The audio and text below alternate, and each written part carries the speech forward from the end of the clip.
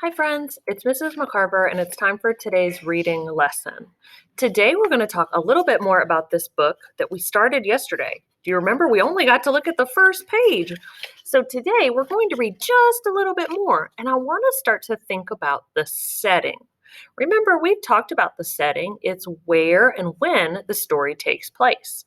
And today, we're going to work on jotting or doing some quick writing or sketching to help us think about the setting.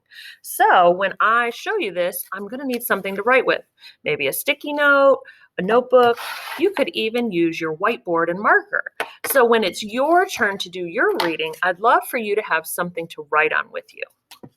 Now today I want to think and jot about the setting in this book and how it can help me understand more of the story. So let me show you what that looks like. So when I'm reading a book and I'm thinking about the setting, that helps me to understand the story, and it could help me to talk about the story if I was telling someone at home or a partner or my teacher about what I've been reading. So when I think about the setting, it's where or when the story takes place. So far we read this book, Drip, Drip, Drip. Do you remember that? And we've only got to the first page, drip. There was Worm, and something is dripping on his head. So where do we think this story is taking place? When I go to the next page, I'm seeing the same place.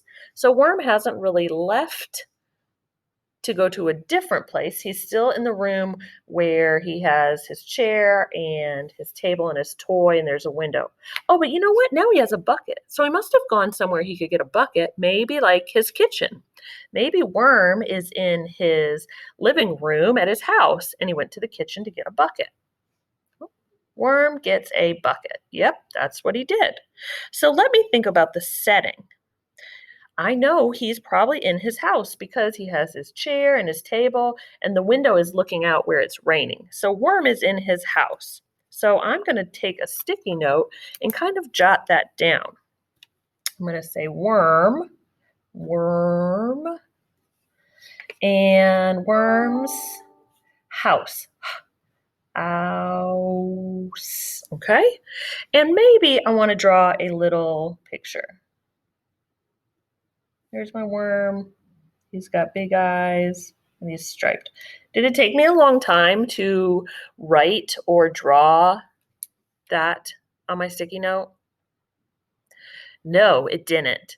I'm not wasting a lot of my reading time. I'm just making a quick sketch and a quick word or two to help me remember.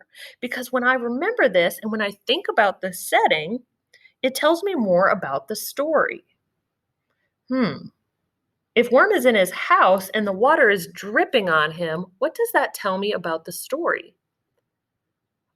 That makes me think that this is a problem, because if you were in your house and water started dripping on you, would you be very happy?